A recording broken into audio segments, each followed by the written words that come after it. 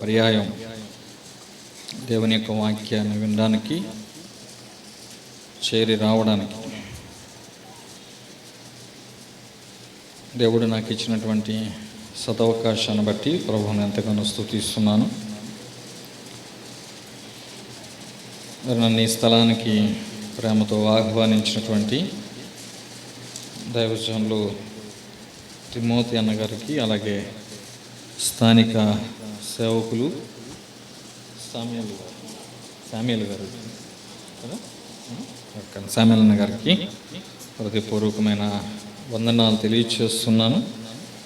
మరి దేవుడు నాకు ఇచ్చినటువంటి గొప్ప భాగ్యమని నమ్మి నేను ఎంతగానో ప్రభువును స్తుతిస్తున్నాను.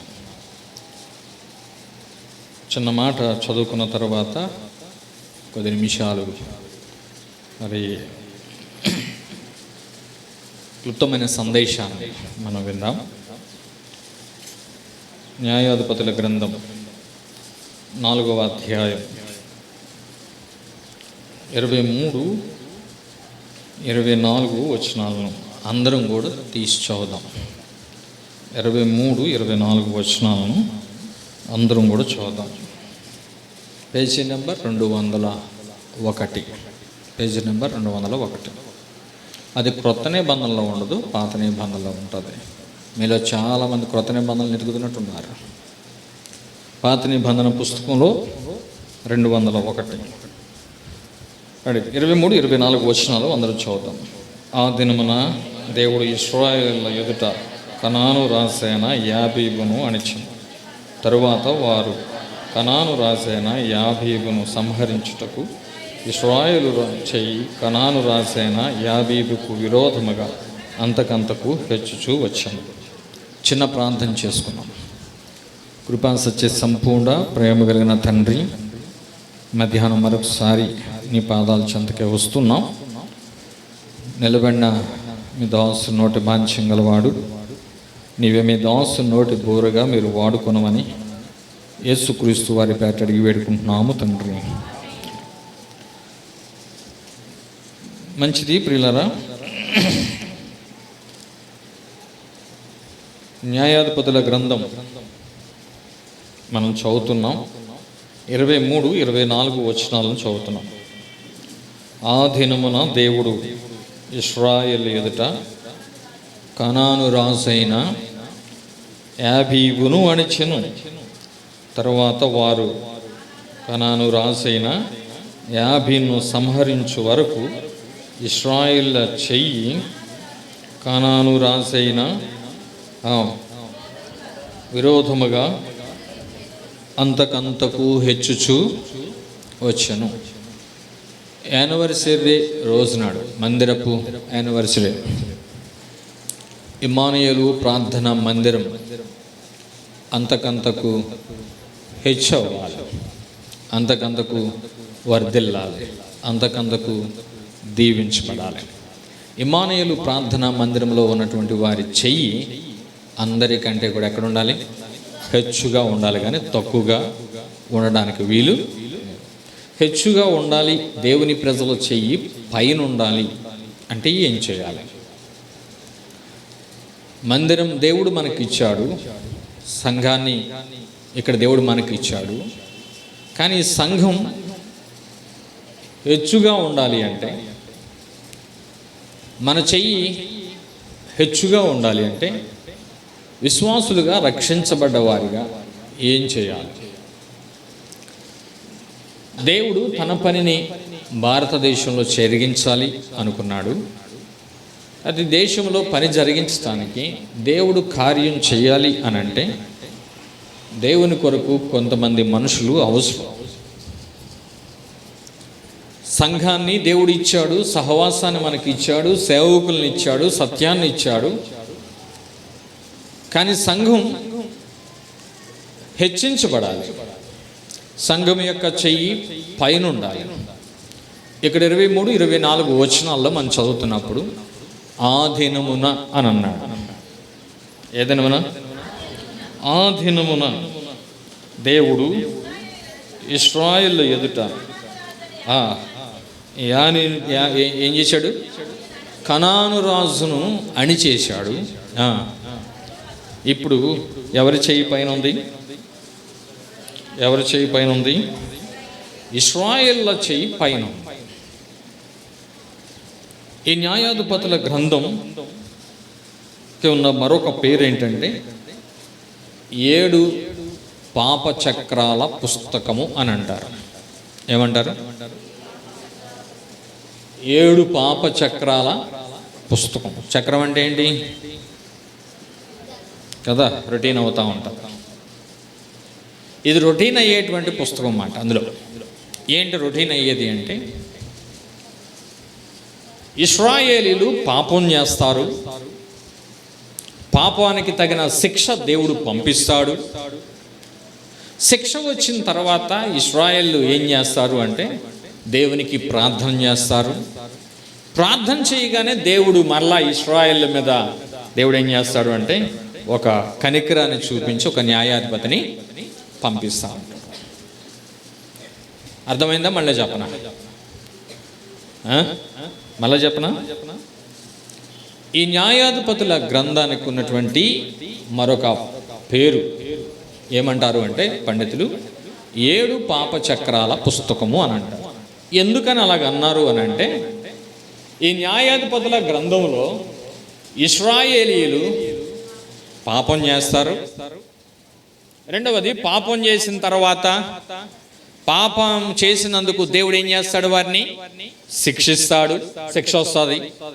మూడవది, శిక్ష వచ్చినప్పుడు ఈ బాధలు తట్టుకోలేక వీళ్ళు మళ్ళీ ఏం చేస్తారు? ప్రభువా కనికరించు నాయనా, సహాయం చేయి నాయనా అని ప్రభువుని ప్రార్థన చేస్తారు. ప్రార్థన చేసిన వెంటనే కనికరము కలిగినటువంటి దేవుడు మరలా ఎవరో ఒక వ్యక్తిని పంపించి ఇశ్రాయేలును ఏం చేస్తాడు అంటే కాపాడుతాడు, రక్షిస్తాడు. అలాగున ఏం జరుగుతూ ఉంటుంది? చక్రాలు తిరుగుతూ ఉంటాయి. ఎప్పుడైతే న్యాయాధిపతి వచ్చాడో బాగుంటారు, కొంతకాలం బాగుంటారు, మరలా ఏం చేస్తారు? మళ్ళీ పాపం చేస్తారు. మళ్ళీ పాపం చేశారు కాబట్టి మళ్ళీ దేవుడు ఏం చేస్తాడు? శిక్షను పంపిస్తాడు. శిక్ష వచ్చినప్పుడు వెంటనే మళ్ళీ వీళ్ళు ఏం చేస్తారు? మళ్ళీ ప్రార్థన చేస్తారు. ప్రార్థన చేసిన వెంటనే దేవుడు కనికరం చూపించేసి మళ్ళీ ఏం చేస్తాడు? మళ్ళా ఒక న్యాయాధిపతిని, వారి కొరకు ఒక వ్యక్తిని దేవుడు నిలబెడతాడు. ఇలాగున ఇశ్రాయేలు చేస్తూ ఉంటారు. ఇంచుమించుగా 400 సంవత్సరాల చరిత్ర ఇందులో కనబడతా ఉంటారు. న్యాయాధిపతుల గ్రంథంలో ఇంచుమించుగా రమారమి 400 సంవత్సరాల చరిత్ర ఇందులో కనబడుతుంది. కాబట్టి ఇలాగున పాపం చేయడం, శిక్ష పొందడం, మళ్ళీ ప్రార్థన చేయడం, మళ్ళా దేవుడు న్యాయాధిపతిని పంపించడం, ఇలాగ జరుగుతూ వస్తున్నటువంటి ఆ దినం. ఎందుకు అలా ఉండేది అంటే, ఆ దినముల్లో న్యాయాధిపతుల గ్రంథంలో ఆ దినాల్లో ఇశ్రాయేళ్లకు ఎవరు లేరు అంటే రాజు లేడు. రాజు లేకపోవడంతో ఎవడు ఇష్టం వచ్చినట్టుగా వాడు బ్రతకడం నేర్చుకున్నాడు. ఎవడు ఇష్టం వచ్చినట్టుగా వాడు జీవించడం, ఎవడు ఇష్టం వచ్చినట్టుగా వాడు బ్రతకడం. పాపం పెచ్చురిల్లిపోయింది, పాపం అధికమైపోతుంది. వారిని కంట్రోల్ చేసేవాడు లేడు. కానీ పాపం చేశారు, కానీ దేవుడు ఊరుకోడు. పాపం చేసిన వెంటనే ఏమవుద్ది? శిక్ష వస్తుంది. శిక్ష రాగానే మనం ఏం చేస్తాం? కదండి, కాదా? మీరు అందరూ మంచోళ్ళు అనుకుంటా. కష్టాలు బాధలు వచ్చినప్పుడైనా అప్పుడు అన్నిసార్లు ప్రార్థన చేస్తారా?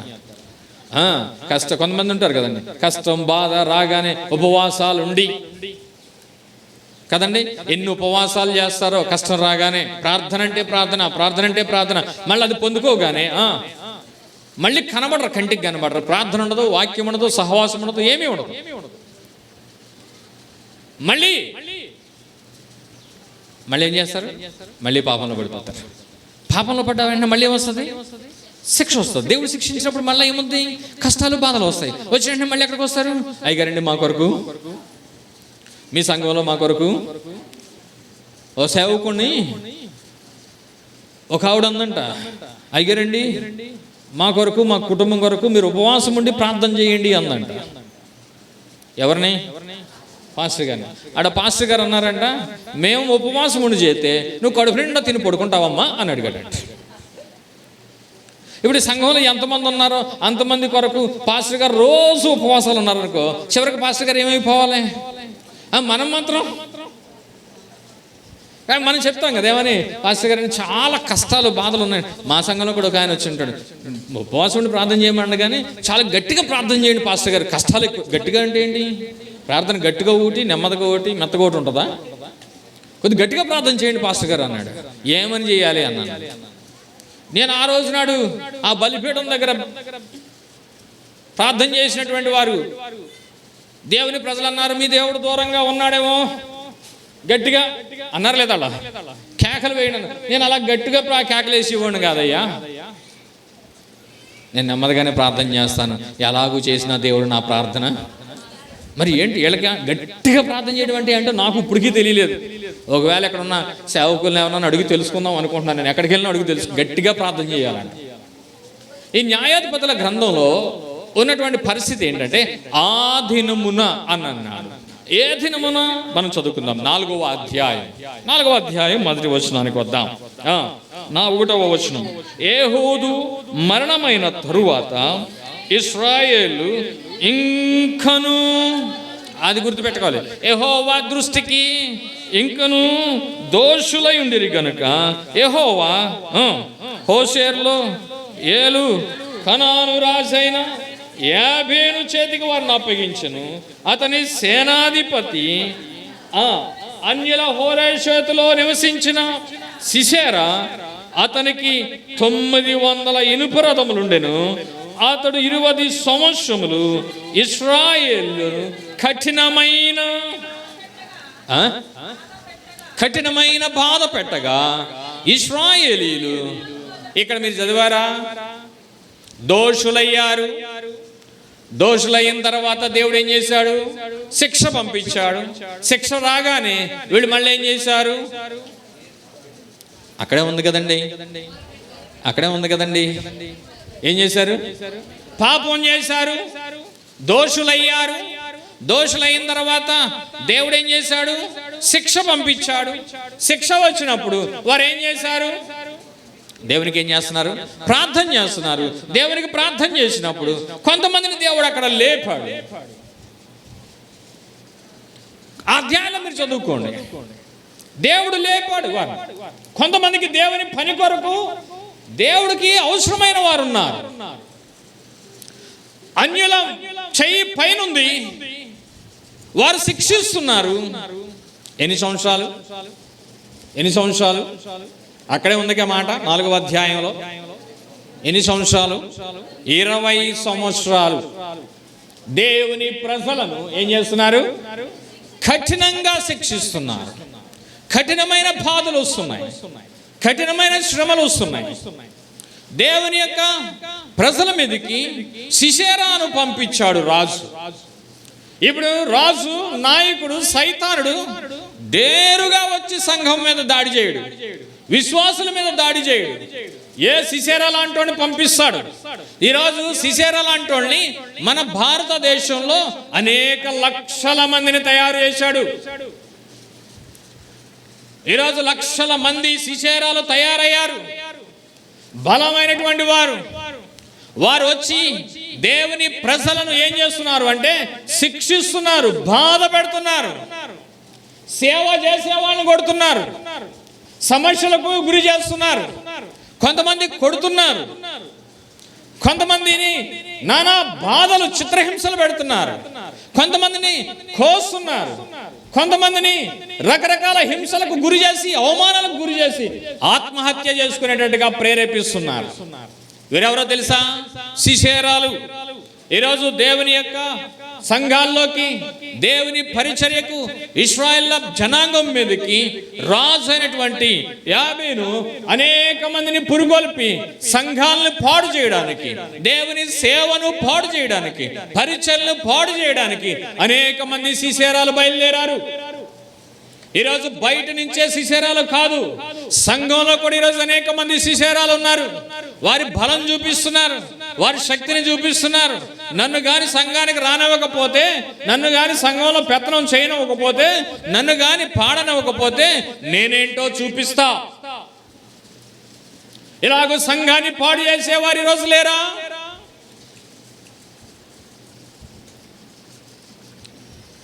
మా వాళ్ళందరినీ రాకుండా ఆపుతా, ఈరోజు నా పక్షాన ఉన్న వాళ్ళు ఎవరో, నీ పక్షాన ఉన్న వాళ్ళు ఎవరో చూద్దామనుకుని సంఘాల్లో కూడా శిశేరాలు బయలుదేరారు.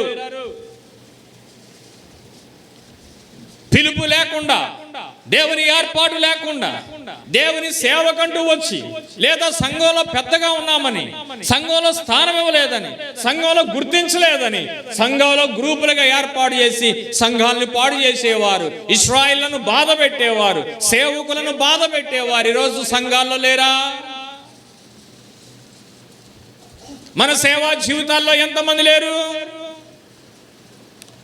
ఈరోజు ఆ రోజు నాడు ఇశ్రాయేలును బాధ పెట్టింది సిసెరా 20 సంవత్సరాలేమో కానీ ఈరోజు నేడు భారతదేశం అనేక సంవత్సరాలుగా, మన భారతదేశం కూడా అనేక సంవత్సరాలుగా క్రైస్తవులను బాధ పెడుతూ వస్తుంది. ఈరోజు ఇంకా రోజు రోజుకి కూడా ఎక్కువైపోయింది కదా.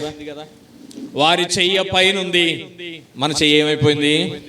నిన్నగాక మొన్న కూడా సువార్తకని బయలుదేరి వెళ్ళారు. ఎక్కడ వీడియో వచ్చింది నాకు. వాళ్ళు ఇవ్వండి, పేపర్లు ఇవ్వండి, బైబిల్లో ఇవ్వండి అంటే వెళ్ళిన సువార్తకి వెళ్ళిన వాళ్ళు అక్కడే విడిచిపెట్టి బళ్ళు వేసుకుని పారిపోతున్నారు. వాళ్ళు ఏం చేస్తారు తెలుసా? బైబిళ్ళు కరపత్రాలన్నీ తగలబెట్టేస్తున్నారు. ఇలాంటి పిరికి వారి సంఘాల్లో ఉన్నారా? సేవలో ఉన్నారా? అలాంటప్పుడు కనాను రాజు చేయి పైన ఉండకపోతే ఎవరి చేయి పైన ఉంటుంది? ఈరోజు భారతదేశంలో క్రైస్తవుల చెయ్యి, దేవుని ప్రజల చెయ్యి పైన ఉండాలి అంటే దేవుని కొరకు వాడబడేవారు కావాలి.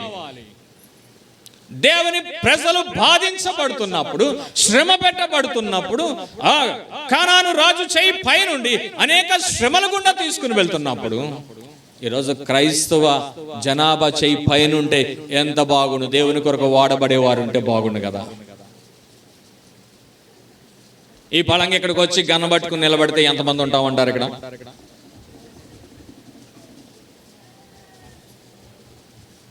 ఎంతమంది కూర్చోగలం? అబ్బాయి మా విశ్వాసము, మా సేవ, మా భక్తి ఏంటో తెలీదా, మేము ఎలాంటి వాళ్ళమో తెలియదు అనేటువంటి వారు కూడా వెళ్ళిపోతారు. గన్నే అక్కర్లే, వాళ్ళు పట్టుకుని కాస్త ఈ పట్టుకుని కర్ర అట్టుకుని వచ్చేసి మధ్యలో నిలబడితే చాలు 10 మంది. బైబిల్ కనబడదు, దేవుడు కనబడ్డు, పాస్టర్ గారు కనబడ్డు, దేవుడు నీ పట్ల చేసిన కార్యాలు కనబడవు, ఏమీ కనబడవు. అప్పుడు కనబడేది ఏంటో తెలుసా? నీ ఇల్లు, పిల్లలు, నీ భర్త. అయ్యి బాబు సంపాదించాను, ఆ బీరువాలో చీరమాడతల్లో పెట్టిన డబ్బులు మా ఆయన దొబ్బేస్తాడేమో, ఇక్కడ కానీ నేను చచ్చిపోయానంటే మా ఆయనకి తెలిసిపోద్దేమో, బంగారం అంతా ఏం చేసేస్తాడో. ఈరోజు దేవుని సంఘం ఇమ్మానుయేలు పై చెయ్యి కావాలి అని అంటే దేవుని కొరకు వాడబడేవారు కావాలి. దేవుని కొరకు వాడబడడానికి ఇశ్రాయేలు ప్రజలను శ్రమ పెడుతున్న సిసెరా బాధ పెడుతూ శ్రమల గుండా తీసుకుని వెళ్తూ ఉంటే, శ్రమలను ఎదిరించడానికి, శ్రమల్లో జయం పొందడానికి, దేవుని ప్రజలు హెచ్చు అవడానికి, దేవుని సంఘం పైకి వెళ్ళడానికి దేవుడు కొంతమందిని ఏర్పాటు చేసి పంపించాడు. కొంతమందిని ఏర్పాటు చేశాడు. వాళ్ళు ఎవరో తెలుసా? ఒకటి ఎవరో తెలుసా? దెబోరా. 2 బారాకు. 3వది ఎవరు? యాయేలు. ముగ్గురిని దేవుడు ఏర్పాటు చేసుకున్నాడు. ముగ్గురిని దేవుడు ఏర్పాటు చేశాడు. దేవుని చేతిలో వాడబడ్డానికి వారు నిర్ణయించుకున్నారు. నా ప్రజలు, నా జనాంగం శ్రమల గుండా వెళ్తున్నారు. శ్రమ పెట్టబడుతున్నప్పుడు దేవుడు చూశాడు, వారి మొర విన్నాడు, వారి కన్నీటిని చూశాడు. చూసి దెబోరాను లేపాడు, బారాకును లేపాడు, యాయేలును లేపాడు. లేపితే వారు దేవుని కొరకు బ్రతకడానికి, దేవుని కొరకు జీవించడానికి నిర్ణయించుకున్నారు. ఈరోజు లోకంలో అనేక మంది ఉండగా, అనేక మంది డబ్బున్న వాళ్ళు ఉండగా, అందగాళ్ళు ఉండగా, ఐశ్వర్యం ఉండగా, బలమున్న వాళ్ళు ఉండగా, దేవుడు తన రక్తం చేత నిన్ను కొని సంఘంలోకి నిన్ను చేర్చింది ఎందుకో తెలుసా? దేవుని కొరకు నువ్వు ఏర్పాటు చేయబడింది ఎందుకో తెలుసా? ఆయన కొరకు నువ్వు వాడబడ్డానికి. ఆయన చెయ్యి హెచ్చుగానే ఉండాలి కానీ ఆయన చెయ్యి ఎప్పుడు క్రిందగా ఉండడానికి వీలు లేదు. దేవుని ప్రజల చెయ్యి పైన ఉండాలి కానీ ఎప్పుడు క్రింద ఉండడానికి వీలు లేదు. వాళ్ళు దేవుని కొరకు సమర్పించుకున్నారు. దేవుడు వాళ్ళని నియమించాడు. దేవుడు వాళ్ళని అక్కడ పెట్టాడు. పెట్టినప్పుడు దేవుని కొరకు వాళ్ళు నియమించబడినటువంటి వారు ముగ్గురు ఎవరంటే, నెంబర్ 1 దెబోరా, 2 బారాకు, 3వది యాయేలు. ముగ్గురు గురించి చెప్పలేం. కానీ ఒక వ్యక్తిని గురించి చెప్పి నేను ముగించడానికి ఇష్టపడతాను. మొట్టమొదటి వ్యక్తి ఎవరంటే దేవుని చేతిలో వాడబడ్డానికి దెబోరా. ఎవరు? దెబోరాను దేవుడు ఏం చేశాడు తెలుసా? నిలబెట్టాడు. ఏం చేశాడు? నిలబెట్టాడు. 23-24 చదువుతున్నప్పుడు, కనాను ఆ దినమున దేవుడు ఇశ్రాయేలు ఎదుట కానాను రాజైన యాబేనును అణిచెను. వారు సంహరించు వరకు ఇశ్రాయేళ్ల చెయ్యి, దేవుని ప్రజల చెయ్యి కనాను రాజు కంటే కూడా ఎలాగుంది? ఈరోజు ఇమ్మానుయేలు యొక్క చర్చి వారి యొక్క ఇక్కడున్న సంఘం వారి యొక్క చెయ్యి ఎలా ఉండాలి తెలుసా? పైన హెచ్చుగా ఉండునుగాక, హెచ్చైన స్థలంలో ఉండునుగాక, అనేక మందిని దేవుని సంఘంలోకి చేర్చుదురుగాక, దెబోరా లాంటి పరిచర్య జరిగించుదురుగాక అని ఈరోజు దెబోరాలు లేపబడాలి దేవుని పని కొరకు. సంఘం కట్టిన నాడు ఎలా ఉందో సంవత్సరాలు గడిచే కొద్ది కూడా అంతే సంఘంగా ఉంటే దేవుని చెయ్యి హెచ్చుగా ఉండదు. దేవుని కొరకు పని చేసేవారు, దేవుని కొరకు వాడబడేవారు దేవుని సంఘంలో కావాలి. దేవుడు సంఘంలో ఒక నాయకత్వంలో ఒక పనిలో దేవుని పని చేయడానికి దేవుడు పెట్టినప్పుడు ఆ పని నువ్వు చేయడానికి నిర్ణయించుకో. దెబోరా అనగా అర్థం ఏంటి అంటే తేనెటీగ అని అర్థం. దెబోరా అనే మాటకి అర్థం ఏంటి? తేనెటీగ. నిజంగా బైబిల్ చదువుతున్నప్పుడు నిజంగా తేనెటీగ ఎలాంటిదో దెబోరాలో కూడా అవే లక్షణాలు. కొంతమంది పేరు పెట్టుకుంటారు కానీ పేరుకు మనిషికి పొంతనుండదు. ఆనందం అని పేరు పెట్టుకుంటారు కానీ ఎప్పుడు ఆనందం మాడిపోయినా కుళ్ళిపోయినా ఆ టెంకాయ మొహమే ఉంటుంది. ఎప్పుడు ఎవరైనా ఉంటే క్షమించండి. సమాధానం అని పేరు పెట్టుకుంటారు కానీ ఎప్పుడు సమాధానంగా మాట్లాడరు. పేరుకు తగిన జీవితం ఉండదు. నిజంగా మనం పేరు పెట్టుకున్నాం, పేరుకు తగిన జీవితం మనకుందా? దేవుడు నిన్ను ఎందుకు ఏర్పాటు చేసుకున్నాడు తెలుసా? దేవుడు పెట్టినటువంటి పేరుకు తగిన జీవితం బ్రతకగలుగుతున్నామా? యానివర్సరీలు వెళ్ళిపోతూ ఉంటాయి, సెలబ్రేషన్స్ వెళ్ళిపోతూ ఉంటాయి, సంఘ ఆరాధనలు వెళ్ళిపోతూ ఉంటాయి, సంవత్సరాలు వెళ్ళిపోతూ ఉంటాయి, కానీ పేరుకు తగిన బ్రతకం నీ ఇంట్లో కానీ నీ సంఘంలో కానీ నీ ఊరిలో కానీ పేరుకు తగినట్టుగా బ్రతుకుందా? ఆ సాక్ష్యం మనకుందా? పేరు పెట్టండి అంటాడు దేవుడు. నీ కొరకు చేసిన అనేకమైన కార్యాలు ఉన్నాయి. నా జీవితంలో కూడా మా అబ్బాయికి ఓ పేరు పెట్టాను, జాయ్ అని పేరు పెట్టాను. ఎందుకని జాయ్ పెట్టాను అంటే నా హృదయంలోకి అప్పుడు దాకా దుఃఖం వేదన ఉంది. ఆ తర్వాత దేవుడు నాకేమిచ్చాడు తెలుసా? సంతోషాన్ని ఇచ్చాడు. 2001లో నా వివాహం జరిగితే 2005వ సంవత్సరం వరకు 4వ సంవత్సరం వరకు నాకు పిల్లలు లేరు. 5వ సంవత్సరం వరకు మధ్యలో గర్భిణీ పోయింది, ఆపరేషన్ చేసి గర్భసంచిలో ఉన్నటువంటి ఒక చూపు తీసేశారు. డాక్టర్లు అందరూ అన్నారు నీకు పిల్లలు పుట్టరు అబ్బాయి అన్నారు. పిల్లలు పుట్టరు అంటే ఎలాగా?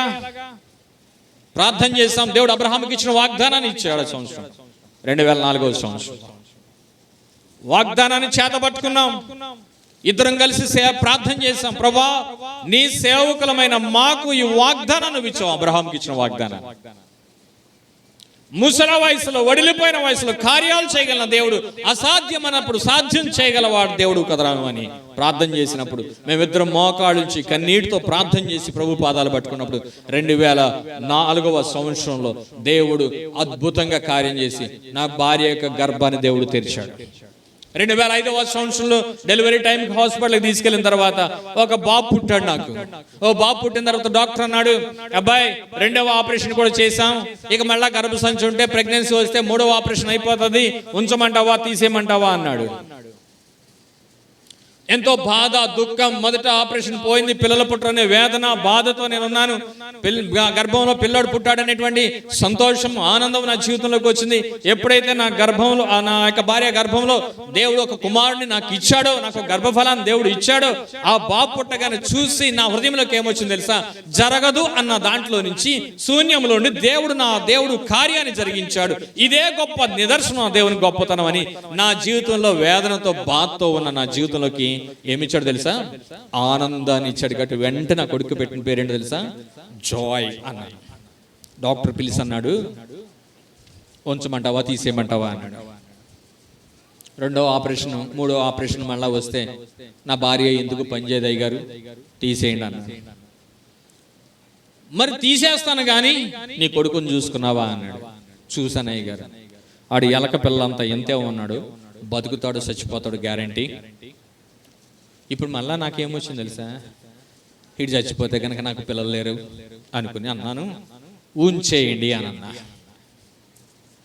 2006వ సంవత్సరంలో దేవుడు మళ్ళీ గర్భాన్ని తెరిచాడు. 2007వ సంవత్సరంలో 9వ నెల డెలివరీ టైంలో స్కానింగ్, అప్పుడు అడుగులు ఏమి లేవు. రాజమండ్రి రావాల్సి వచ్చింది. రాజమండ్రి హాస్పిటల్కి వెళ్తే స్కానింగ్ చేసి చెప్పింది ఏంటో తెలుసా? నీ భార్య యొక్క గర్భంలో కవల పిల్లలు ఉన్నారు అని చెప్పాడు. నీ భార్య గర్భంలో కవల పిల్లలు ఉన్నారు. మళ్ళీ ఆపరేషన్ చేసి తీశారు. ఇప్పుడు నా కొడుకులు ఇంజనీరింగ్కి వచ్చారు. మేము నలుగురు వెళ్తూ ఉంటా అంటారు. మీ నలుగురు అన్నదమ్ములను నన్ను అడుగుతున్నారు. చచ్చిపోతావు ఎలక పిల్లలాగా అన్నవాడు నాకంటే గుప్పుడు ఎత్తున్నాడు. దేవుడు కార్యం చేశాడు, చేయలేదా? నేను ఎందుకు చెప్పాను ఈ మాట అంటే, వేదనతో, బాధతో ఉన్న నా బ్రతుకులోకి ఏమిచ్చాడు తెలుసా? సంతోషాన్ని ఇచ్చినప్పుడు. నా కొడుకు ఏం పేరు పెట్టాను తెలుసా? జాయ్ అని పేరు పెట్టాను. సంతోషం నా బ్రతుకులో. దెబోరా అనే మాటకు అర్థం ఏంటో తెలుసా? తేనెటీగా. తేనెటీగా. ఈ తేనెటీగా దేవుని కొరకు వాడబడ్డానికి దేవుడు ఏర్పాటు చేసుకున్న ఒక సాధనం. ఈరోజు ఇమ్మానుయేలు యొక్క మందిరంలోకి వచ్చినటువంటి నీవు, ఈ యానివర్సరీకి వచ్చి నీవు ఒక దెబోరాగా ఇక్కడ ఉండాలి. దేవుని పరిచర్య జరగాలి అంటే, దేవుని చెయ్యి హెచ్చుగా ఉండాలి అంటే, లోకంలో వారి చెయ్యి దిగుగా ఉండాలి అంటే, నీ చెయ్యి హెచ్చింపుగా ఉండాలంటే, ఈరోజు దేవుని కొరకు దెబోరాలు కావాలి. దేవుని కొరకు పని చేసేవారు దెబోరాలు సంఘాల్లో కావాలి. ఈరోజు దేవుని కొరకు దేవుని పని చేయడలే ఉన్నారుగా, చేసేవాళ్ళు ఉన్నారుగా. వాళ్ళతో చేయించుకుంటాడులే పాస్టర్ గారు, ఆయనకి బాగా కావలసిన వాళ్ళు కదా, చేయరేటాళ్ళు. నేనేం చేస్తాను? నా పని ఏంటి? నేను చేసినా నన్ను ఎవరైనా గుర్తిస్తాడా? నన్ను ఎవరైనా చెప్తారా? వాళ్ళకి మాత్రం పాస్టర్ గారు బాగా కావాలి కాబట్టి వాళ్ళని చేయించుకుంటాడు. నాకేం పని? వంతులాడేవారు ఉన్నారే, అలిగేవారు ఉన్నారుగా, విమర్శించేవారు ఉన్నారుగా. ఇలాంటి వారు దేవుని పనికి పనిచేయరు. దెబోరా అంటే అర్థం ఏంటో తెలుసా? తేనెటీగ. తేనెటీగలో ఉన్న మొదటి లక్షణం, తేనెటీగలో ఉన్న మొదటి లక్షణం ఏంటో తెలుసా? అది ఏం చేద్దో తెలుసా? సమీకరిస్తుంది. ఏం చేద్ది? సమీకరించడం అంటే వెళ్తాది. ఏదైతే మకరందం ఉందో దాన్ని తీసుకుని మళ్ళీ ఏం చేద్ది? తీసుకుని వచ్చి ఎక్కడ పెడుతుంది? ఎక్కడైతే తేనె పట్టు పెట్టాలనుకుందో అక్కడికి వస్తుంది. మళ్ళా వెళ్తుంది. సేకరిస్తుందా? సేకరించట్లేదా? సమీకరిస్తుందా? సమీకరించట్లేదా? ఒకసారి వెళ్ళి వచ్చి ఎందుకు వచ్చింది ఇంత బాధ అనుకుందా? మన ఇంట్లో వాళ్ళు రాలేదేమ్మా అంటే ఏం చెప్పనండి, ఎన్నిసార్లు చెప్పనాడికి చెప్పి ఇసుకుపోతున్నావు. వస్తే వస్తాడు, పోతే పోతాడు అన్నారు కనుక అంటున్నావు నువ్వు. ఏమ్మా నీ వీధిలో వాడికి శుభాష్ చెప్పావామంటే ఏం చెప్తామండి, ఎన్నిసార్లు రమ్మని చెప్పను. ఆదివారం వచ్చేటప్పుడు కూడా నీ వీధిలో ఆవిడ ఎందుకు రాలేదమ్మా అంటే ఏమో ఎక్కడ చచ్చింది అది. అంటే నీ మందిరంలోకి నీ వీధిలో నుంచి వచ్చే వ్యక్తి గురించి కూడా నీకు తెలీదా? అసలు సంఘానికి వచ్చే విశ్వాసనే జత చేసుకుని రాలేకపోతున్నావా? సమీకరించలేకపోతావు అంటే లోకంలో వారిని ఎక్కడ సమీకరిస్తావు నువ్వు? ఎన్నో యానివర్సరీ అన్నారు. ఇది ఎన్ని చెప్పండి. ఒకళ్ళు 4 అంటున్నారు, ఒకటి 13 అంటున్నారు. ఎన్నోది? 13 సంవత్సరాలు. 13 సంవత్సరాల క్రితం ఎంతమంది ఉన్నారు? 13 సంవత్సరాల్లో ఉన్నటువంటి వారు సమీకరించడం ప్రారంభిస్తే ఇప్పటికి ఎంత అవ్వాలి చెప్పరేంటండి? ఏమవ్వాలి మరి? సమీకరిస్తున్నావా విడగొడుతున్నావా? దెబోరా లక్షణం. నేను తేనెటీగ గురించి కాదు కదా, మనకు కావాల్సిన దెబోరా అంటే తేనెటీగ కదా. మరి దెబోరా ఏం చేసింది? చదువుతాం చూడు, 4వ అధ్యాయం 4వ అధ్యాయం 4వ వచనాన్ని చదువుకుందాం. మనం అక్కడికంటే కూడా 6వ వచనం చదువుకుందాం. చూడండి, ఆమె నఫ్తాలి కేదేశులో నుండి అభినయము కుమారుడైన బారాకును పిలువనంపించి అతనితో ఎట్లనెను, నీవు వెళ్ళి నఫ్తాలిలోను జెబులోనులోను 10,000 మంది మనుషులను ఏం చేయి? సమకూర్చు. దెబోరా చేసిన మొట్టమొదటి పని ఏంటి తెలుసా? సమకూరుస్తుంది. ఈరోజు సంఘాల్లో సమకూర్చేవారు లేరు. సంఘాల్లో క్రైస్తవులుగా విశ్వాసులుగా దేవుని బిడ్డలను చేర్చేవారు లేరు. సమకూర్చడం మానేసి సంఘాల్లో విభేదాలు పుట్టించి విమర్శించేవారు విడదీసేవారు బయలుదేరుతుంటే సంఘం ఎక్కడ సమకూర్పు అవుతుంది? వెళ్ళుతుంది. ఆ పువ్వు మీద ఉన్న మకరందాన్ని, అక్కడున్న మకరందాన్ని, అక్కడున్న మకరందాన్ని స్వీకరించి అదేం చేస్తుంది? తీసుకుని సమీకరించి తీసుకుని వస్తే అది ఒక తేనె పట్టులాగా తయారవుతుంది. అది కొంచెం కొంచెం కొంచెం కొంచెం అసలు అంత పెద్ద తేనె పట్టు తయారవడానికి ఎంత కాలం పడుతుందో, ఎన్నిసార్లు పడుతుందో కదండి. ఎన్నిసార్లు వెళ్ళి ఉంటుంది? మనం సువార్త కన్నా రాము, ఒక్కడమే వెళ్ళలేం. కానీ వెళ్ళకపోయినా సువార్త అని చెప్తే మధ్యాహ్నం ఉందండి సువార్త. మధ్యాహ్నం సువార్తకి ఎంతమంది ఉంటారో చూద్దాం. ఒంటరిగా సువార్త చేయలేకపోయినా అందరితో కలిసి సువార్తకు వెళ్ళి కనీసం నేను ఇచ్చే పత్రికన్నా ఎవరికన్నా ఉపయోగకరంగా ఉంటుందేమో, లేదా నేను ఆ వీధిలో నిలవబడి చేసే ప్రార్థన ఎవరికైనా వినబడి రక్షించబడతారేమో, లేదా బలహీనంగా ఉన్న వాళ్ళ దగ్గరికి వెళ్ళి నేను ప్రార్థన చేసినప్పుడు దేవుడు గొప్ప కార్యాలు జరిగించాలి అని విశ్వాసంతో సువార్తకు వెళ్తే దేవుడు కార్యాలు జరిగిస్తాడు. వెళ్ళండి, మీరు వెళ్ళండి సువార్తకి. సువార్తకి మీరు వెళ్ళండి, మేము వెళ్ళాం. దేవుని ప్రజల పక్షాన ఈరోజు సమకూర్చేవారు ఉంటే బాగుండు. ఈరోజు సంఘాలు పెరిగినాయి కానీ సంఘాల్లో విశ్వాసులు లేరు. సేవకులు పెరిగారు కానీ సంఘాల్లో విశ్వాసులు ఎంత జనాభా ఎంత అంటే బాధ తీసుకున్నా కూడా ఎప్పుడు చూసినా అదే పర్సంటేజ్. కానీ సంఘాలు ఎక్కడ చూసినా మందిరాలు ఉన్నాయి, సంఘాలు ఉన్నాయి, సేవకులు పెరుగుతున్నారు. ఎక్కడ చూసినా సేవకులు కూడుకులు పెరుగుతున్నాయి. అందరూ కూడా సేవకులు అని చెప్తున్నారు, సువార్థకులు అంటున్నారు, పరిచారకులు అంటున్నారు, ప్రభు బిడ్డలమని చెప్తున్నారు. కానీ ఎందుకు సంఘాలు దేవుని మందిరంలో దేవుని ప్రజలతో ఎందుకు నింపబడడం లేదు? నువ్వు సంఘంలో సమకూర్చే వ్యక్తిగా ఉన్నావా, పాడు చేసే వ్యక్తిగా ఉన్నావా? కొంతమంది సమకూర్పు ఉండదు, కలుపుకోరు. ఒక ఆవిడ అంటుంది, మాస్టర్ గారు అది వస్తుందా, అది వస్తుందా ప్రార్థనకి? అదంటే ఏది, నేనేమనుకోవాలి, ఏదనుకోవాలి? ఏమ్మా అన్నాను. అది వస్తే సచ్చినా, అదేంటమ్మా నీ వీధులనే కదా అన్నాను. నా వీధులు అయినా సరే దాన్ని మొఖం కూడా నేను, అమ్మ మరి ఆ ట్యాంకులో నీళ్ళు మీ వీధిలో నుంచి వెళ్తున్నాయి కదా, దాని ఇంటి మీద నుంచి వెళ్తున్నాయి, మరి అయ్యే నీళ్ళు తాగుతున్నావా లేదా అన్నాను. దానికేంటండి పాస్టర్ గారు, నా ట్యాప్లో నేను పట్టుకుంటున్నాను. సరేనమ్మా, మరి మన ఊర్లో ఒకటే కొట్టు ఉంది కదా, అది వెళ్ళిన కొట్టుకే వెళ్తున్నావా అన్నాను. మరి ఇంకెక్కడికి వెళ్తాను, ఆ కొట్టే ఉన్నప్పుడు అంది. మరి పల్లెటూరు వాళ్ళు అలాగే ఉంటాయి కదా, మరి ఆ కొట్టుకి ఎలాగెళ్తున్నావు అమ్మా? ఇంకేం చేస్తాను, ఎలక చాలా బాధగా ఉన్నావేంటి? ఒకే కొట్టులోకి వెళ్తావు, ఒకే నీళ్ళు తాగుతావు, ఒకే పాలుడి దగ్గర తీసుకుంటావు, కానీ మందిరంలోకి వచ్చేటప్పటికి అవ్వా సమకూర్చే వ్యక్తివా, విడగొట్టే వ్యక్తివా? సమకూర్పు లేకుండానే దేవుని మందిరానికి వచ్చేతనవా? నువ్వు రక్షించబడి ఎంతకాలమైంది?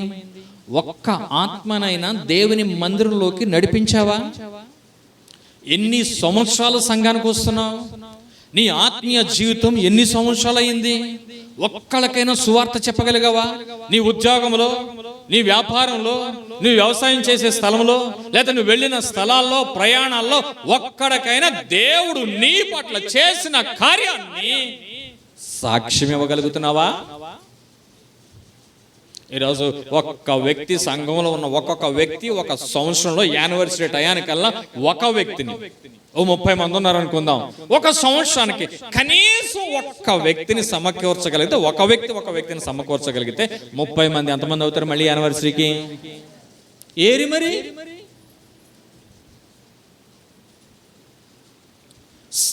ఈరోజు దేవుని సంఘంలో దేవుని చెయ్యి పైన లేకుండా కింద ఉండడానికి గల కారణం ఏంటి తెలుసా? సమకూర్చేవారు లేరు. ఏదన్నా దేవుని పని జరుగుతున్నప్పుడు కలిసి సమకూర్పుతో కలిసి పనిచేసే వాళ్ళు ఉండరు. సమకూర్చడానికి, సంఘంలో పని జరగడానికి, దేవుని పరిచర్య జరగడానికి, సంఘాన్ని వృద్ధిపరచడానికి, సంఘంలో అభివృద్ధి కార్యక్రమాలకి సమకూర్చబడరు.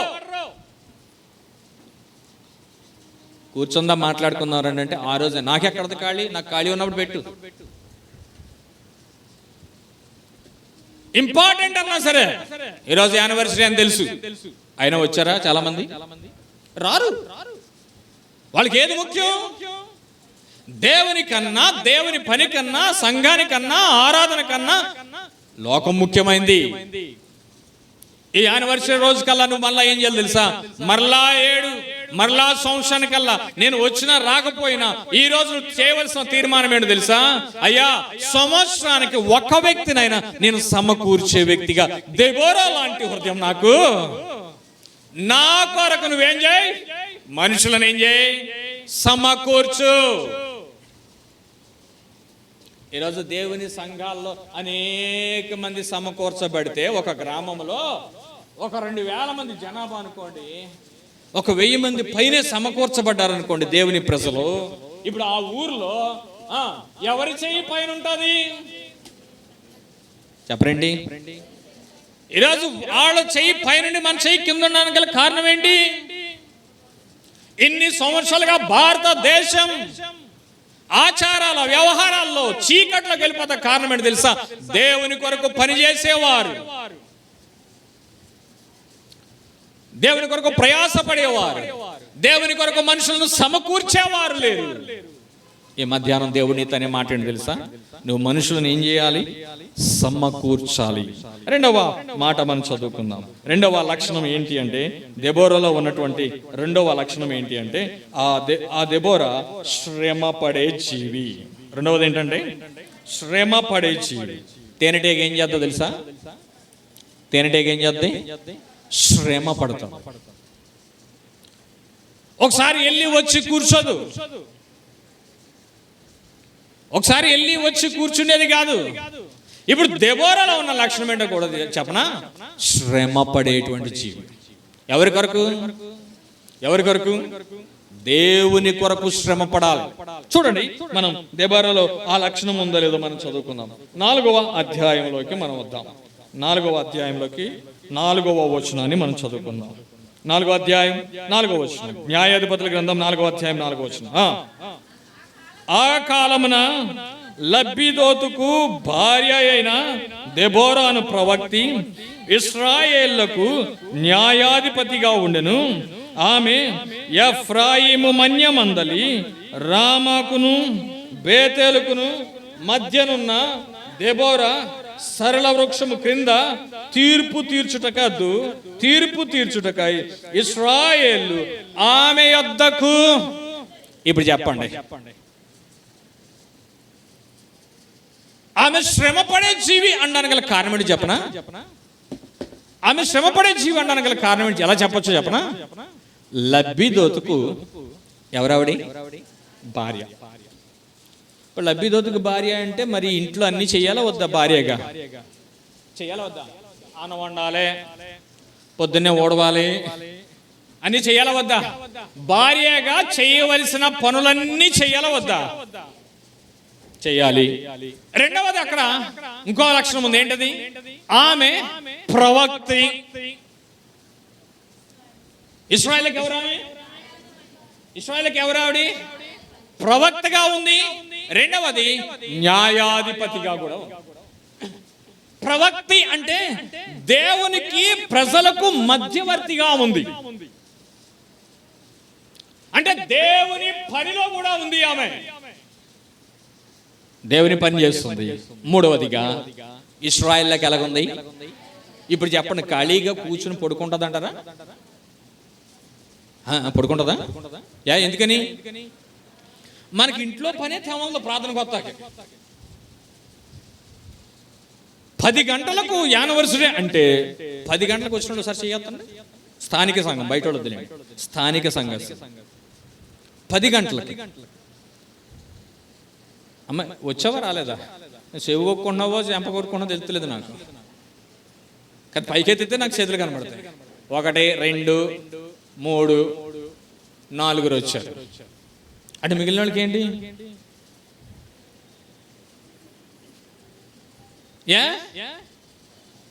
పని అవ్వలేదండి పాస్టర్ గారు, అందుకే లేట్ అయిపోయింది. వద్దామని బైబిల్ తీసుకుని గుమ్మం కాడికి వచ్చేటప్పటికల్లా ఏంటో కర్మ ఆడి వచ్చాడండి. వస్తాడు సైతాన్ గారు, రాకేం చేస్తాడు?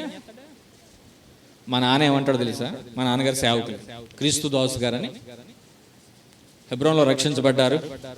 అక్కడే నుంచి సేవకు వచ్చాం ఏజెన్సీలో. ఆయన ఏమంటాడు తెలుసా? మొన్న ఒక మీటింగ్ జరిగింది రాత్రి, కూటం పెడితే ఒక ఇంట్లో వాళ్ళు లేరు. ఒక ఆవిడ మిగిలిన అందరూ వెళ్ళిపోయారు. అమ్మా మీ ఆయన ఏడి, మీ మాంగారు ఏడి అని చెప్పి అడిగితే, మా వాళ్ళు ఒకరు చచ్చిపోయారండి, దగ్గరోళ్ళు, నేను వెళ్ళి చూసి వచ్చేసాను మన ఇంట్లో ప్రార్థనని, వాళ్ళు అక్కడే ఉండిపోయారు. మా నాన్న ఉంటారు, వాళ్ళు కూడా అక్కడే చచ్చిపోమనిపోయావా అన్నాడు ఒకటే మాట.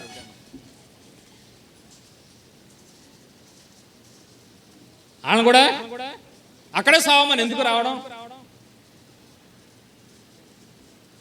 దేవుని ప్రార్థన వాక్యం ప్రాముఖ్యమైందా, శవం ముఖ్యమైందా?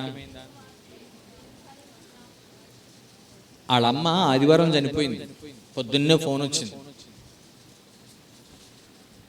సొంత కన్న తల్లి చచ్చిపోయింది.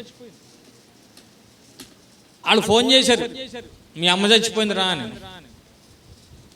మేమైతే ఏం చేద్దాం తెలుసా? ఒక గంట మా అమ్మ చచ్చిపోయింది, రండి సన్న ప్రార్థన చేసుకుని ఆరాధన చేసుకుని, గంట త్వరగా ఆరాధన కూడా ఒకలో ఇతరు చేయండి అనుకుని ముగించి గౌగవ వెళ్ళిపోతాం. మాకు ఎన్ని సంఘాలు ఉన్నాయి, అన్ని సంఘాలు తిరిగి సాయంత్రం 7 అవుతుంది మా ఇంటికి వచ్చాడు. ఇప్పుడంటే మేము ఉన్నాం కాబట్టి హెల్పర్గా ఇప్పుడే 7 అవుతుంది. అప్పుడు ఆయన తిరగాలి అంటే అప్పుడు రాత్రి అయిపోయేది. తిరిగి ఇంటికి వచ్చి సేవ చేసి వచ్చి సోమవారం పొద్దున్న బయలుదేరి వెళ్ళాడు. అందరూ ఏమంటారు అప్పుడు? కన్న తల్లి చచ్చిపోయినా అప్పుడు సంఘానికి ఏం చెప్పాడు తెలుసా? చచ్చిపోయిన శవం అక్కడున్నా దాన్ని అక్కడెట్టేసి నువ్వు ఆరాధనకు రా అంటాడు. అప్పుడు నిజంగా దేవుని యందు నువ్వు ప్రేమ కలిగిన వ్యక్తివో కాదు అప్పుడు అర్థమవుతుంది. శవం సంగతి అలా గురించి ఏమీ లేకపోయినా ఆరాధనకు లేట్ ఏంటి? నువ్వు ఉద్యోగానికి సమయానికి వెళ్తావు, వ్యాపారానికి సమయానికి వెళ్ళిపోతావు, బస్సు అంటే ఆ టయానికి బస్సుకి ముందే వెళ్ళిపోతావు, కానీ ఆరాధన కంటే మాత్రం, ప్రార్థన కోడికల కంటే మాత్రం ఎప్పుడు వస్తావు? ఎప్పుడు? దెబోరాలో ఉన్న లక్షణం ఏంటి తెలుసా? శ్రమ పడే లక్షణం. అటు భార్యగా భర్త విషయాల్లో అన్నిటినీ చక్కబెడుతుంది. రెండవదిగా ఆత్మీయ జీవితంలో దేవుడు నన్ను ప్రవక్తగా నన్ను ఉంచాడు, దేవుని కొరకు పని చేయాలి కాబట్టి ప్రజల యొక్క బాధలను కష్టాలు నేను ఎవరికి చెప్పాలి? దేవునికి చెప్పాలి. దేవుని ఇచ్చిన సమాధానాన్ని మరలా ఎవరికి చెప్పాలి? ఇంట్లో పని చేసుకుంటా, అన్నం తోముకుంటా, గిన్నెలు తోముకుంటా ఉంటే దేవుడి దగ్గరికి సమాధానం వచ్చేద్దా? వస్తుందా? అబ్బే ఇంట్లో పని చక్క పెట్టేది, దేవుని పని చేసేది, మళ్ళీ అక్కడ కూర్చున్నా తెలుసా, పేటేసుకుని కూర్చుంటే ఆ ఊరోళ్ళందరూ వాళ్ళందరూ వచ్చి వాళ్ళందరికీ తగులు చేయొచ్చు. తగు మామూలుగా వద్దా? ఇప్పుడు చెప్పండి, దెబోరా శ్రమ పడేదా సుఖపడేదా? ఇప్పుడు మీరేమంటున్నారు తెలుసా? పాస్టర్ గారు 2 గంటలు అయింది, భోజనమే అంత ఆకలే అవుతుంది, ఏమైనా ముగిస్తే కదా మొద్దుని, మళ్ళీ ఏమైనా మీటింగ్ అంటే వస్తాం, లేకపోతే ఇంటికి వెళ్ళి కాసేపు పడుకుని అన్నట్టుగా చూస్తున్నారు. మన బాడీలు ఏమైపోయింది తెలుసా? శ్రమ పడ్డానికి ఇష్టపడ్డలే, సుఖపడ్డానికి. దేవుని కొరకు శ్రమ పడేవారు కావాలి, దేవుని కొరకు ప్రయాసపడేవారు కావాలి, దేవుని కొరకు దెబ్బలు తినేవాళ్ళు కావాలి, కష్టమైన నష్టమైన దేవుని కొరకు శ్రమ పడుతూ బ్రతికేవాళ్ళు కావాలి. దెబోరాలో ఉన్న లక్ష్యం ఏంటి తెలుసా? విశ్వాసిగా, దేవుని బిడ్డగా దేవుడు ఏర్పాటు చేసుకున్న వ్యక్తులు ఏం చేయాలి తెలుసా? దేవుని పని కొరకు శ్రమ పడాలి, దేవుని పని కొరకు ప్రయాసపడాలి, దేవుని పని కొరకైనా ఆరాటం పరుగు ఉండాలి. ఇంట్లో పని ఉందండి, ఆ పని అయ్యాక వస్తామండి, హాస్పిటల్కి వెళ్ళి వచ్చేస్తామండి, చిన్న ఆఫీసులో సంతకం పెట్టి వచ్చేస్తామండి కాదు. నీ ఇంట్లో చుట్టాలు వచ్చారనుకో కూర్చోండి, ఫ్యాన్ ఉంది, ఏసీ ఉంది, లేకపోయినా పర్లే, ఉన్నవాళ్ళకి చెప్తున్నా చక్కగా రెస్ట్ తీసుకోండి, నేను చిన్న ప్రార్థనకి వెళ్ళి వచ్చేయాలి. నువ్వు వచ్చే టయానికి వాళ్ళు వచ్చారనుకో, ఆ బైబిల్ టీవీ కార్డు పడేసి వాళ్ళతో కూర్చున్నావు అనుకో, రెండోసారి కూడా ఆడు ఎప్పుడు వస్తాడు తెలుసా? ఇప్పుడు ఎవరికి నువ్వు ఏమి ఇచ్చావు? హింట్ ఇచ్చేసావు. ఏమని? నువ్వు వస్తే నేను ప్రార్థన మానేతానని చెప్పాక కాడ ఎందుకు రాకుండా మాంతాడు. రెండోసారి ఒకసారి కూర్చోబెట్టి వెళ్ళిపోయావు అనుకో, రే ఆదివారం వెళ్ళినా అది మనతో మాట్లాడదు, కనీసం ముద్ద కూడా వండదు. ఆ ప్రార్థన ఎప్పుడో 2-3 అవుద్దు, వచ్చాక అన్నం వండి ఎప్పుడు తింటావురా, ఆదివారం కాకుండా ఎప్పుడైనా వెళ్దాంరా అనుకుంటాడు. కానీ నువ్వేం చేస్తావు తెలుసా? రా బుల్లే కూర్చోమ్మ, రాకొచ్చావని పేటేస్తావు. సైతాను నీలోకి వచ్చేసాడు వెంటనే. దేవుని కొరకు, దేవుని పని కొరకు ప్రయాసపడి సువార్త ప్రకటించాలి కదా. నీ ఇంటి పక్కల చుట్టుపక్కల వారికి రాత్రనక పగలనక దేవుడు నీ పట్ల చేసిన కార్యాన్ని సాక్ష్యం ఇవ్వాలా వద్దా? నెంబర్ 3, దెబోరాలో ఉన్న 3వ లక్షణం ఏంటి అంటే, మనం చదువుతాం. ఇప్పుడు తేనెటీగ ఒక్కటే వచ్చి పెడుతుందా తేనె తొట్టులో?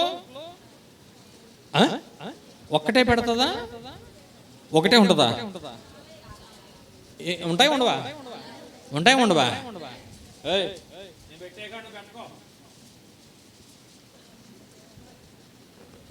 నేను చేసేది నువ్వు చేయకు అని అంటదా? అన్నిటినీ ఏం చేద్దే? అన్నిటినీ కలుపుకుంటారు. అంటే దాంట్లో అర్థం ఏంటంటే, 3వది, తేనెటీగలు ఎలా ఉంటాయి తెలుసా? దేవుని మందిరంలో తేనెటీగలు ఇన్ని దెబోరాలుంటే తేనె తుట్టు ఎలా ఉంటుంది చెప్పండి? చిన్నగా ఉంటుంది, పెద్దగా ఉంటుందా? చెప్పండి. నేను ఇక్కడ ఎడతాను, నువ్వు అక్కడ ఎట్టు. నువ్వు చేసే దాంట్లో నాకెందుకు? నేను చేసేది నేను చేసుకుంటా, నువ్వు చేసేది నువ్వు చేసుకో. చేసేవాళ్ళు ఉన్నారుగా, చేసుకుంటారులే అని ఉందా? వెళ్తాయి, శ్రమ పడతాయి, మళ్ళా వెళ్తాయి, వస్తాయి, అన్నీ వచ్చి ఎక్కడ పెడుతుంది చెప్పండి? సమయం లేదు కానీ ఇంకో మాట, ప్రతి ఆదివారం సంఘంలో ప్రతి ఒక్కరు మనం చిన్న గుర్తులు బియ్యం తీసుకొచ్చి మందిరంలోకి చెప్పాలని కదా, అందరం అలా గుర్తులు తిప్పి వారానికి సరిపడా తీసుకొచ్చి పెడుతున్నాం అనుకోండి, ఇక్కడ ఎంత మోడర్న్ కనబడలేదు. ఆదివారం తెస్తారా? అందరూ తెస్తారా? మా సంఘంలో ఏం చెప్తాం తెలుసా? ఉదయాలు తీరకాల్లో కూడా ఏమన్నాడు కాబట్టి నువ్వు సంత చేసుకున్నప్పుడు సంత ఎక్కడ తేవాలి? మరి ఇలాంటి యానివర్సరీ చేయాలంటే ఎక్కడి నుంచి వస్తాయి? ఆదివారాలు భోజనాలు అంటే ఎక్కడి నుంచి వస్తాయి? అందరికంటే ముందు కేక్ కట్టేస్తాం మనకి ఒక ఉల్లిపాయ తేవు, పచ్చిమిరకాయ తేవు, ఏమి తేవు, కానీ అందరికంటే ముందు ప్లేట్ మీదే ఉంటుంది. అరే ప్లేట్లో తినేటప్పుడు అన్నా నీ మనసాక్షి అంటలేదా ఏమని? ఈ అన్నంలో నా వీణ మొక్క ఏమైనా ఉన్నట్టావా? ఉల్లిపాయ మొక్క ఏమైనా ఉందంటావా అని ఉందా? వాళ్ళందరూ చాలా పెట్టలేదండి, నేను తింటాకు వచ్చింది ఏంటి? దేవుని మందిరపు నిధిలోనికి అందరూ మనకు కలిగిన దాన్ని తీసుకుని వచ్చి సమకూర్చి పెడితే ఇక ఎంత దాని నిధి ఉండాలి? ఎంత ఉండాలి చెప్పండి? ఎవడో ఏమీ లేని దానికి తీసుకొచ్చి బంగారం, నిలువుడు బంగారం ఎంత తోకేసి ఇచ్చాడు. ఇదేం ఆశ్చర్యం అర్థం కాదు. ఆడు దేవుని మందిరానికి వచ్చాడు అనుకో, ఇసుమంత బంగారం కూడా ఎవడయ్యే. దేవుని కొరకు సమకూర్పు కావాలి, ఐక్యతతో కలిసి పని చేయాలి. అయ్యో మన మందిరం ఎలాగుంది, మీ మందిరాన్ని మనం ఏం చేయగలం అని అందరూ కలిపి మాట్లాడుకుని దేవుని పని జరగడానికి అందరూ కలుపుకుని వెళ్ళాలి. కానీ ఒక ఆవిడ ఉంది, మీటింగ్ వెళ్తున్నాం కదా, విశ్వాసం ఒక ఆవిడ అడిగితే ఇంకొక ఆవిడ అంతే మంచిగా 1000-2000 అని వేసుకున్నారు. ఇలా వెళ్ళి ఇలా అన్నాను కదా పాస్టర్ గారు, మన తలకొక వేసి ఎంత ఇవ్వాలి నాకు అవుదా సరే అని ఊరుకుని వెళ్ళిపోయారు. మళ్ళా ఇంటికి వెళ్ళాక ఏమ్మా మరి టైం వచ్చేసింది కదా, మరి నువ్వు ఏం చేయలేదంటే ఎప్పుడు ఇవ్వాలి నాకు అవుదా? ఎప్పుడెంత అసలు ఎప్పుడు చేయాలి? అవసరానికి కావాలా, అవసరం అయిపోయి కావాలా? హాస్పిటల్లో జాయిన్ అయ్యాక వస్తాయా డబ్బులు, ముందు వస్తాయా? డబ్బులు లేకపోయినా తెస్తావా తేవా? ఇప్పుడు ఎక్కడ ఇస్తాను? ఆగో ఆగో.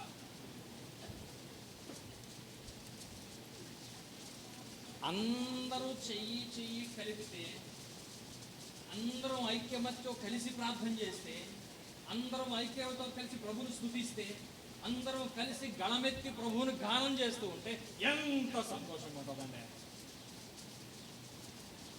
మైకట్టుకుని ఎవరు పాడుతున్నారు? ఆడ పాడతారులే, మాకెందుకు. ఇక మైకులో పాడేవాళ్లే కానీ మిగిలిన వాళ్ళు పిడకలేస్తారు. తెలుసా పిడకలు? నోరు గదలతో కొంతమంది సపోర్ట్ సౌండ్ కూడా రావండి. అసలు కొడతలేదంటే కొడతానే ఉంటారు, పాడతలేదంటే పాడుతున్నట్టే ఉంటారు, కానీ నోట్లోది ఎక్కడికి రాదు. ఓసారి అందరం కలిపి పాడదాం చూడండి. స్తుతియో మహిమ చప్పట్లో.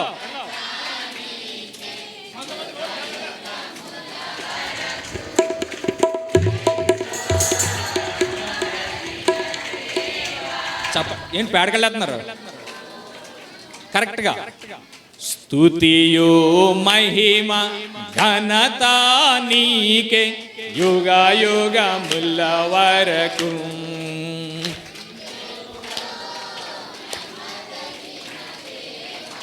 ఎలాగెలగల కాదు. ఐక్యత అంటే ఏంటి తెలుసా? ఒకే తాళం, ఒకే రీతిగా. కొన్నిసార్లు అందరూ వెళ్తున్నప్పుడు భజన చేస్తారు, తాళాలు ఇస్తున్నారు. వాళ్ళ తాళాలు ఎంత ఉంటే ఎంత నిజంగా వెళ్ళిపోతూ ఉంటుందండి.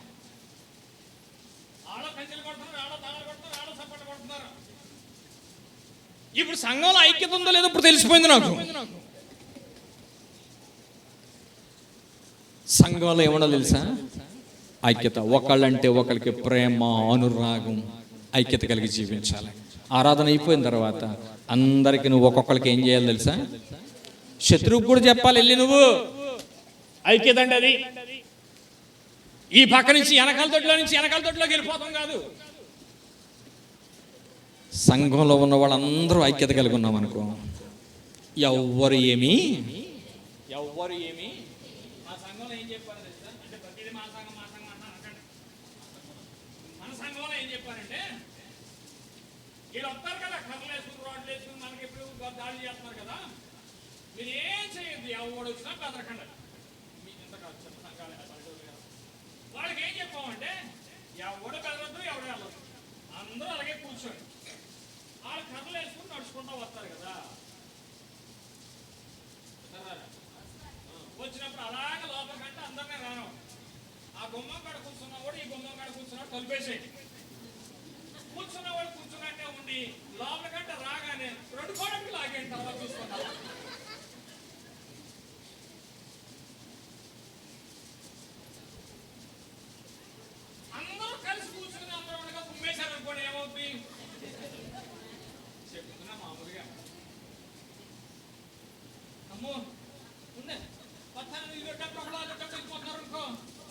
భయపడుతున్నారు అనుకో, మీరు వెళ్ళిపోతున్నారు అనుకో, ఈ జనం తగ్గగానే ఏమైపోద్ది? అందరూ అలాగే నిలబడి ఉన్నాం అనుకో, ఏమైనా చేయగలరా? కొంతమందికి బాబేలు గోపురం కట్టడంలో ఐక్యత ఉందంట, మందిరాలు చెడగొట్టడంలో ఐక్యత ఉందంట, సంఘాన్ని పాడు చేయడంలో ఐక్యత ఉందంట.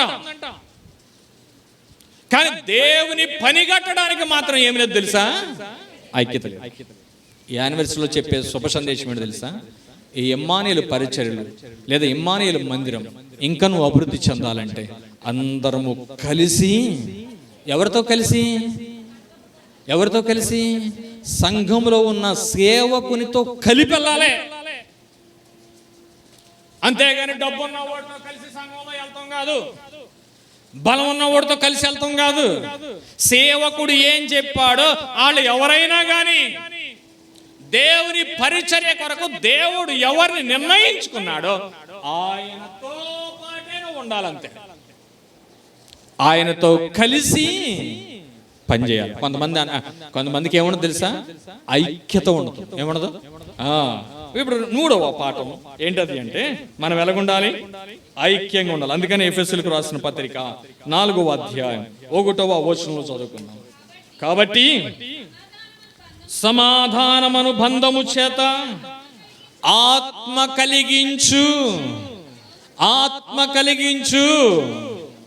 ఆత్మ, దేవుని ఆత్మ ఏ ఐక్యత కలిగి ఉండమని చెప్పిందో ఆ ఐక్యత కావాలి. దేవుని ప్రజల చెయ్యి పైన హెచ్చుగా ఉండాలి అంటే, దేవుని ప్రజలు ఎలాగుండాలి అంటే ఐక్యతగా ఉండాలి. ఇప్పుడు చెప్పండి. నెంబర్ 1, 1 ఏం చేయాలి? దేవుని ప్రజలు సమకూర్చేవారిగా ఉండాలి. నెంబర్ 2, 2వది శ్రమ పడేవారిగా ఉండాలి. నెంబర్ 3, 3వది ఐక్యత కలిగి ఉండాలి. నెంబర్ 4, 4వ మాట తేనెటీగ వాలిన ఆహారం తింటే ఆరోగ్యం. అవునా కదా? తేనెటీగ పెట్టినటువంటి దాన్ని తింటే ఆరోగ్యం. ఇప్పుడు ఏగ తిన్నది తింటే ఏగదంటే అది ఇది ఏగా కాదా? ఏదైనా సంఘమేగా, ఎవరైనా సేవకులేగా. మా ప్రాంతంలో సేవకుడు వచ్చాడు. పాపం ఆయన అన్నాడంటే రాత్రి కాడ, అమ్మా రాత్రి అయిపోయింది, మీ ప్రాంతాల్లో సేవ చేయడానికని వచ్చాను, ఈ ప్రాంతంలో సువార్త చెప్పడానికి వచ్చాను అనగానే పాపం అప్పుడు ఆ ట్రైబల్ ఏరియా వాళ్ళ అమాయకులు కదా పాపం, ఏం తెలియక అమ్మో సేవకుడు వచ్చాడు, దైవజనుడు వచ్చాడని, అయ్యగారు రండి ఈ రాత్రి ఉండండి అన్నాడు. పాపం మనం పాస్టర్ గారు రాగానే మనం ఏం చేస్తామంటే, అయ్యగారండి ఇదిగోండి ఫ్రిడ్జ్ కొన్నాం, మొన్నే మనం 30,000 కొన్నామండి, అయ్యగారండి ఇదిగోండి మా ఆయన ఇది కొన్నాడండి, ఈ మంచం కొన్నామండి అని చూపిస్తారు కదా ప్రేమతో. మీరు చూపించట్లే, దాచుకుంటారు. నాకు తెలుసుగా, కొన్నా చూపించిన కాడి నుంచి పాస్టర్ గారికి కుళ్ళిపోతాడు ఎందుకు అని చూపించాం మనం. దేవుని ప్రేమ కలిగిన వాళ్ళు దేవుడు మమ్మల్ని దీవించాడని చూపిస్తారు. ఆమె ఏం చేసిందంటే, పాస్టర్ గారు అనగానే పాపం దైవజనుడు కదా అని ఆయనకు వేడి నీళ్ళు స్నానానికి పెట్టేసి మంచి భోజనం పెట్టింది, కూర్చోబెట్టి మాట్లాడుతూ ఉండగా దేవుడు మమ్మల్ని ఎంత దీవించాడండి, ఎంత చక్కగా దీవించాడని అలా మాట్లాడుతూ ఉండగానే పాపం ఆ బీరువా తీసి దేవుడు చక్కగా దీవించి బంగారాన్ని దేవుడు మాకు ఇచ్చాడని అందంట. ఇవన్నీ స్థలాలు దేవుడు మాకు ఇచ్చాడని కాగితాలు తీసి చూపించిందంట. ఈ పాస్టర్ గారు చూసి ఏం చేశాడు అంటే, ఎక్కడ పెడుతుందో చూసుకున్నాడు. సగం రేత్రి గడి నిద్రపోయిన తర్వాత లేచి నెమ్మదిగా కాజేసుకుని వెళ్ళిపోయాడంట. తెల్లారేమైపోయింది తెలుసా? అందుకని ఎక్కడ పడితే అక్కడ వెళ్ళిపోకూడదు. ఏ కోటాలకు పడితే ఆ కోటాలకి, ఏ సంఘం అంటే ఆ సంఘం, ఏ పాస్టర్ గారంటే ఆ పాస్టర్ గారిని పిలుచుకుని చేసుకోవడానికి, ప్రార్థన చేసుకోవడానికి కాదని దేవుడిని ఇక్కడ ఉంచింది. నీకు ఒక సంఘాన్ని ఇచ్చాడు, ఒక సత్యాన్ని ఇచ్చాడు, ఒక సహవాసాన్ని ఇచ్చాడు. ఆ సేవకుడిదే ఆ సత్యంలోనే ఉండాలి. రోజున ఓ సేవకుడు మంచి మీటింగ్లు పెట్టాలనుకున్నాడట. బాబు కావుడు ఎప్పటి నుంచో అన్న అయ్యారండి, ప్రార్థన చేయండి నా రిటైర్డ్ అయిన డబ్బు రావట్లేదు అందంట. రిటైర్డ్ అయిన సొమ్ము రావట్లేదంటే పాస్టర్ గారు ప్రార్థన చేశారు, సంఘం ప్రార్థన చేసింది, అందరూ ప్రార్థన చేశారు. ఓ రోజు నాడు పాస్టర్ గారికి ఫోన్ చేసి, అయ్యారండి మీరు ప్రార్థన చేశారు, సంఘం ప్రార్థన చేసింది, దశమ భాగం తీసి పక్కన పెట్టాను అయ్యారు, రండి ప్రార్థన చేద్దరు కానండి అందంట. అప్పుడు పాస్టర్ గారు అంటున్నారంట, దేవానికి స్తోత్రం నాయనా, ఈరోజు నువ్వు గొప్ప కార్యం చేసావు, మీటింగ్ జరగడానికి గొప్ప సహవాసాన్ని సాయం చేసామని ప్రార్థన చేసుకుని పాస్టర్ గారు ఆ ఇంటికి వెళ్ళారంట. చాలా సంతోషం పాస్టర్ గారు రండి అందంట. వచ్చి ఆ మోడ తీసుకొచ్చి పాస్టర్ గారి చేతిలో పెట్టేటప్పుడు అందంట, పాస్టర్ గారండి మీతో ప్రార్థన చేయించి కల్వరి టెంపుల్కి పంపుదామని మిమ్మల్ని పిలిచానండి అయ్యారు. అర్థమైంది నేను చెప్పింది? అర్థమైంది? అర్థం కాలేదా? ప్రార్థన ఎవరు చేశారు? సంఘ కాపరు చేశాడు, సంఘం చేసింది, అన్నీ చేసింది. ఇప్పుడు ఈవిడ ఏం మొక్కుబడి చేసుకుందంట? ఆ కానుకొస్తే కనుక ఎక్కడికి పంపుతాననుకుందంట. అందుకని ఆ కల్వరి టెంపుల్కి పంపుతా కూడా మళ్ళీ ఎవరిని వాడుకుంది? ఇంత ధన్యులు లేరా? నీకోసం ప్రయాసపడేవారు, నీకోసం కష్టపడేవాడు, నీకోసం అనుదినము ప్రార్థించేవారు, నీ ఇంటి సౌఖ్యము, సుఖము, సంతోషాన్ని చూస్తూ ఆరోగ్యం బాగోపోయిన హాస్పిటల్కి వచ్చి నేను దర్శించి నీ ఇంటికి వచ్చి ఇంత పరిచయం చేసిన సేవకుడికేమో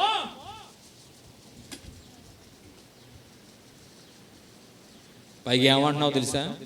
మాకు సేవ చేతాకే దేవుడు ఇట్టాడండి. ఏంటది? సేవ ఏమో మేం చెయ్యాలి, పాలు ఎక్కడ ఇవ్వాలి? మన జీవితం అలాంటి చెప్పనా? ఓ తండ్రికి ఇద్దరు కొడుకులు ఉన్నారంట, తల్లిదండ్రులు ఇద్దరు చచ్చిపోయారంట. చనిపోయిన తర్వాత కొడుకు అన్నదమ్ములు ఇద్దరు అనుకున్న వంతులు వేసుకుని వాటాలు వేసుకుంటారు కదా. వాళ్ళకున్న ఆస్తి ఏంటంటే ఒకే ఇల్లు, ఓ కొబ్బరి చెట్టు, ఓ గేది ఉందంట. ఇప్పుడు ఇద్దరు అన్నదమ్ములు పంచుకోవాలంట. నేను ముగించేస్తాను, మీరేం తొందరపడక్కర్లేదు, మీరు అటు ఇటు బాధలు పడక్కర్లేదు, ఊగక్కర్లేదు, నాకు అర్థమవుతుంది. నేను ఇంకొక పాయింట్ ఉంది, ఆ ఒక్క పాయింట్ చెప్పి ముగించేస్తాను, అప్పుడు దాకా ముగిస్తాను, మీరేం కంగారు పడక్కర్లేదు.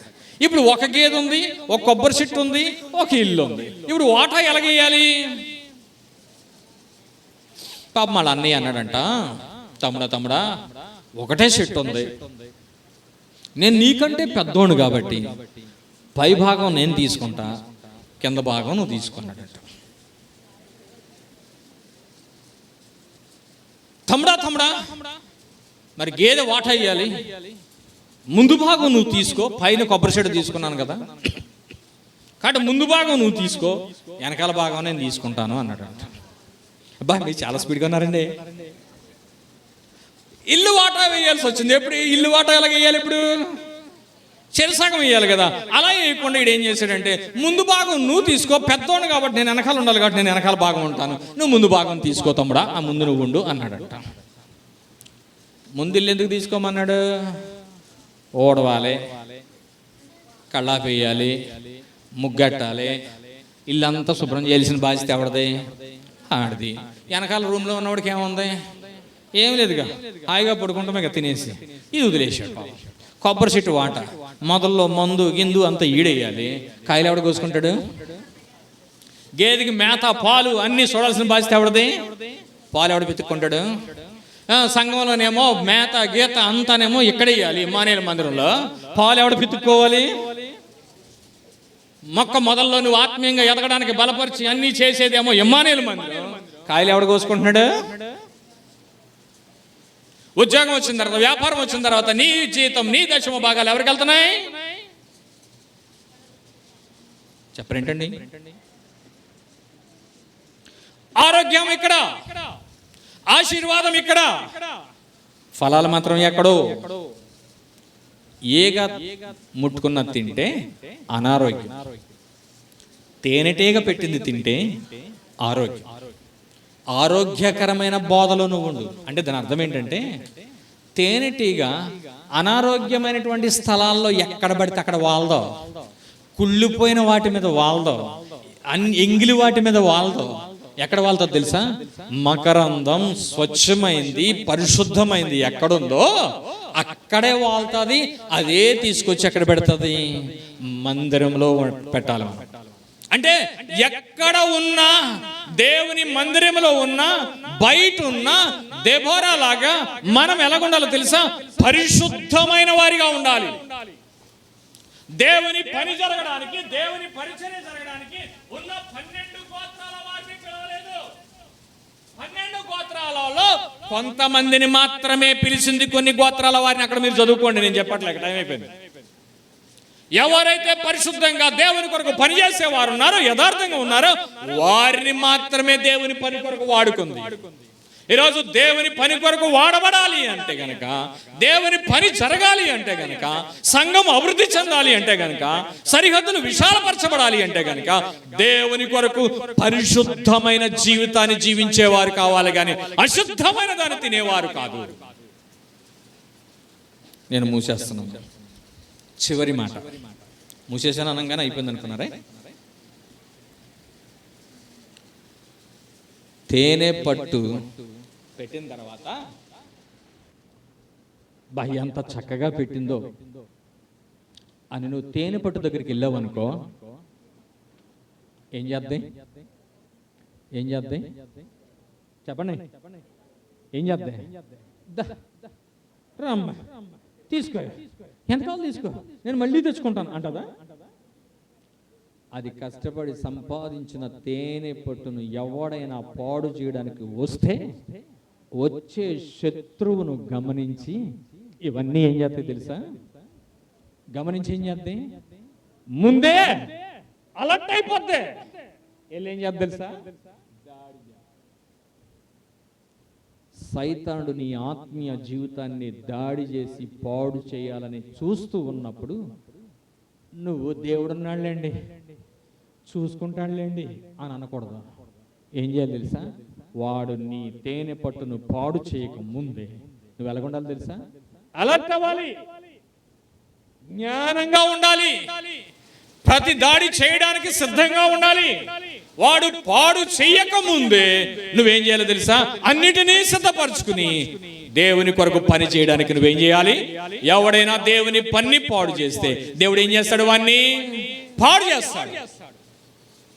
5వ లక్షణం ఏంటి తెలుసా? శత్రువును గమనించి ఏం చేద్దాం? ప్రతి దాడి చేయడానికి సిద్ధంగా ఉంటాడు. ఏదైనా పాపం నీ మీద దాడి చేస్తుంది అని తెలిసినప్పుడు రాని చూద్దాం, నేను ఎంత పతివ్రతనో తెలుసా అనుకోడు. రాకముందే దాన్ని ఏం చేయాలి? బోర్డర్ గీసేయి. అది నీ మీదకి రాకముందే, నీ మీద దాడి చేయకముందే దాన్ని నువ్వు అక్కడే ఏం చేయాలి? సీరియల్ చూస్తున్నాం అనుకో, రాబుల్లే చూద్దాం అనుకుందాం. ఇప్పుడు ఏం చేయాలి? చూడమంటే మాత్రం చూసేస్తానా అనకూడదు. నువ్వు వెళ్ళిన తర్వాత వెంటనే ఏం చేయాలి? మొన్న ఒక ఇంటికి వెళ్ళాం, సడన్గా ప్రార్థన చేస్తాకి మంచి సినిమా పెట్టేసి చూస్తున్నారు, మంచి హాల్లో పెట్టేశారు.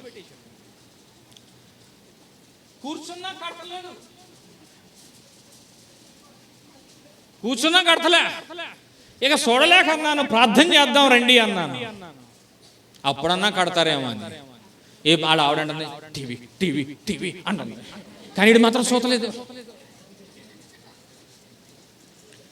అపవిత్రమైన స్థలాలు, అపవిత్రమైనది నీకు అంటుకోకుండా తన్ను తాను కాపాడుకొనుటయే అన్నాడు.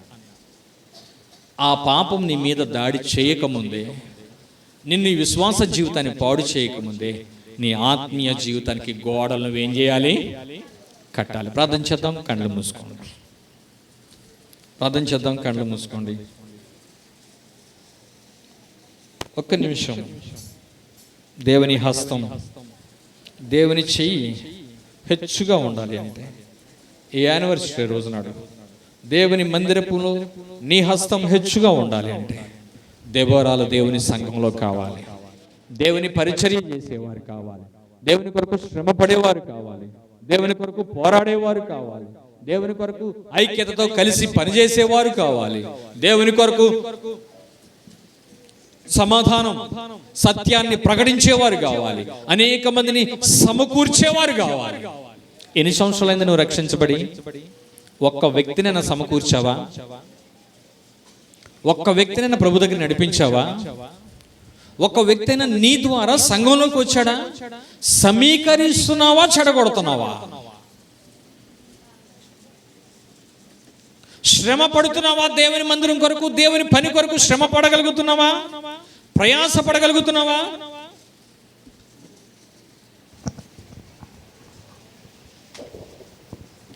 ప్రార్థన చేసుకుందాం. మన మధ్యలో